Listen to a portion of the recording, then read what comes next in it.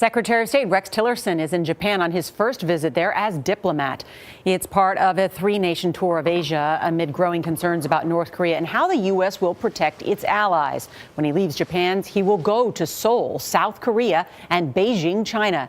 Adriana Diaz is in Tokyo, where she questioned Tillerson on his approach to North Korea. Adriana, good morning.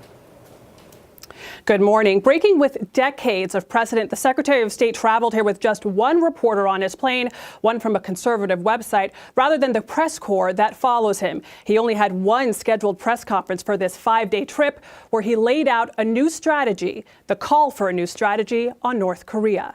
Secretary of State Rex Tillerson is on a mission to find a way out of the region's most pressing problem, an increasingly aggressive and capable North Korea. Just last week, North Korea test-fired missiles that landed in the Sea of Japan, rattling Japan, which hosts more than 50,000 U.S. troops. In the face of this ever-escalating threat, it is clear that a different approach is required.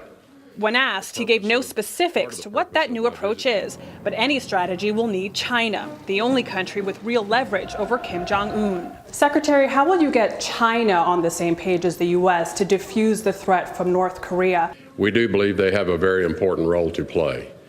China is a major source of economic trade and activity with North Korea, so we look to China to fulfill its obligations and fully implement the sanctions called for in the UN resolutions.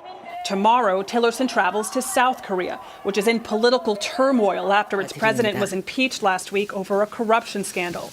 The U.S. is currently deploying a controversial missile interception system there known as THAAD, which could be halted by South Korea's next leader. China vehemently objects to THAAD over fears its radar could peer into China. But cohesion is needed between China, the U.S., and South Korea to deal with the North. North Korea and its people need not fear the United States or their neighbors in the region who seek only to live in peace with North Korea. China suggested that North Korea halt its missile program in exchange for the U.S. and South Korea stopping its joint military exercises. The U.S. rejected that idea. Despite these diplomatic challenges, today the Secretary defended the White House's proposed 29% budget cut to the State Department. Charlie? Adriana Diaz in Tokyo. Thank you.